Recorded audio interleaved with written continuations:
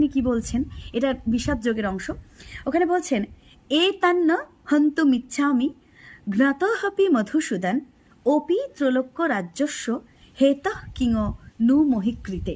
এটি সংস্কৃত শ্লোক এবং এটির অর্থ হচ্ছে, হে মধুসূদন, আমাকে বধ করলেও অথবা ত্রিভুবনের রাজত্বের জন্যেও আমি এদের বধ করতে পারবো না বা বধ করতে চাই না।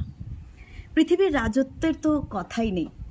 অর্জুন ভগবান শ্রীকৃষ্ণকে বলছেন যে তারা যদি আমাকে রাজ্য লাভের জন্য বধ করতেও চায়, তবুও আমি পৃথিবীর রাজা হওয়ার জন্য কিংবা তাদের রাজা হওয়ার জন্য বা রাজত্ব ভোগের জন্য আমি কখনোই তাদেরকে বধ করতে পারবো না। কেন বলছেন তিনি এ কথা? অর্জুন মানে কি করে এ কথা বললেন সেটাই এখানে বর্ণনা করা হয়েছে।